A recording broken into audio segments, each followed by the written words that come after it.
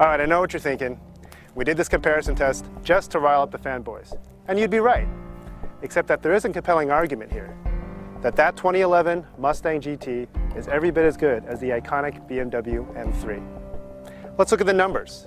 The BMW M3 is a two-door, four-seat coupe with a six-speed manual and rear drive. It's powered by a 4-liter, 414 horsepower V8 engine. The 2011 Mustang GT, also a coupe, seats 4, two doors, six-speed manual, rear-wheel drive, but it has a 5-liter V8 engine that makes 412 horsepower. The number that really gets us going, though, is the power-to-weight ratio. Each one of these cars weighs around 3,600 pounds, so they're carrying about just under 9 pounds per horsepower. How does that all translate at the test track?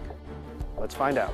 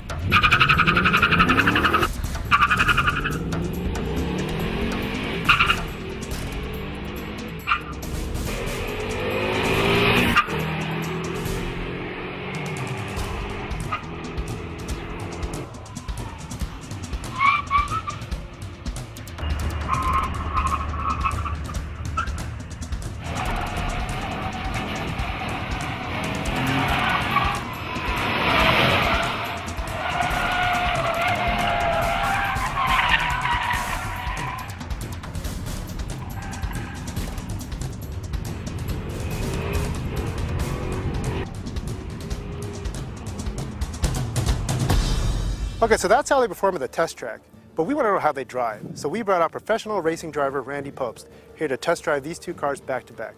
Now Randy, what are your expectations here today, driving these two cars for the first time, the 2011 Mustang GT and the BMW M3?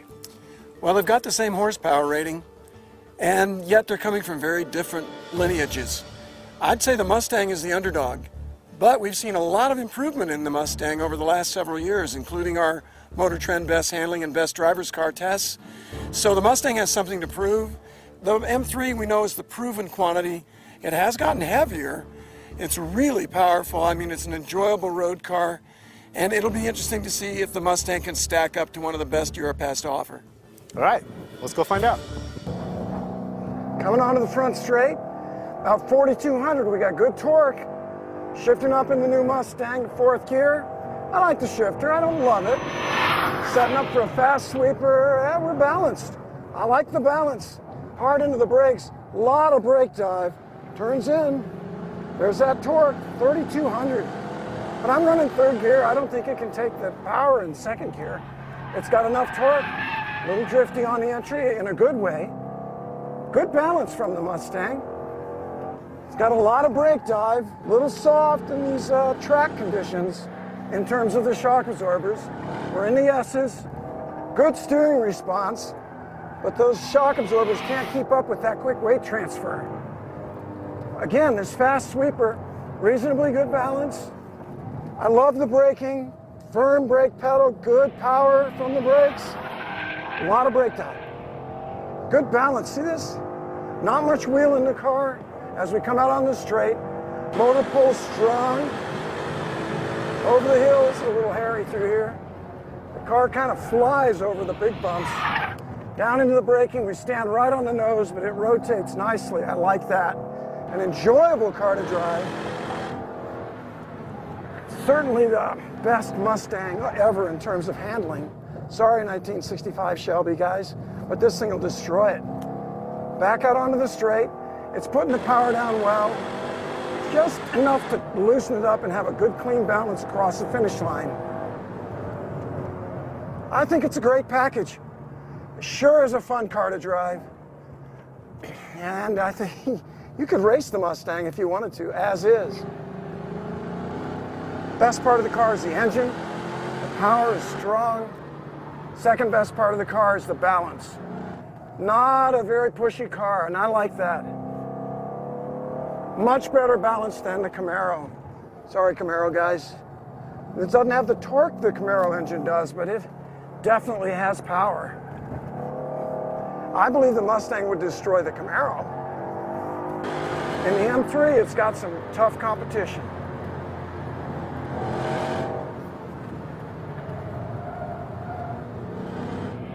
Steering ratio is quick, almost perfect in terms of the quickness of the ratio. Little bit more numb than I might prefer, ideally. Mustang's the right name for this car. It's a pretty wild stallion.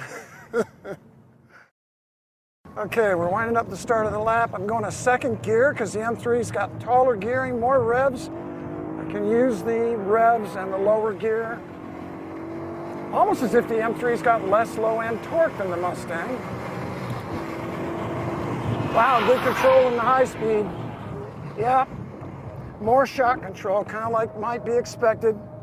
A little bit more push, that's a surprise. Entry push and push in the middle of the corner. In the BMW, the steering is superb. I just need too much of it. Yeah, but no torque digging out of this hairpin going uphill. Good top end in the motor. Much better control at turn-in than the Mustang. Wow, there's almost no sense of roll. I know the car's rolling, but in the Mustang you can really feel it. The BMW, I don't feel it. Slower responses in the transitions from the BMW, but way more control. Down into the S's, almost no brake dive. That I really appreciate in the M3. But I miss that mid-range torque that the Mustang has. Wow, the BMW just keeps revving though. Into the fast kink. Wow, you try that in a Mustang, you'll be off the track. Much better shock control in the M3. That's the biggest difference. And in the brake dive, that's where I see it. Down through the S's, I'm going down to second gear again. I can just dance the car. Look at that push, there's more steering angle, but we can balance it with the throttle. Come out with a little power oversteer and use those revs. Cross the finish line. The BMW is definitely a higher RPM motor. You can feel that influence from the Europeans. They're into that high RPM power. We Americans are into that low RPM torque.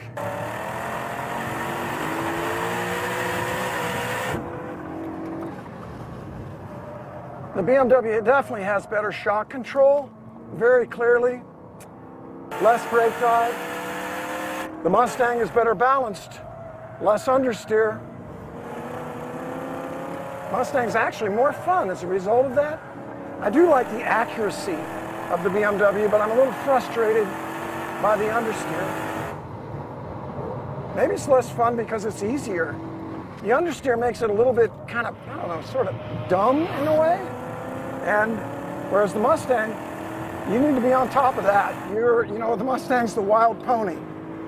The BMW is the refined European still.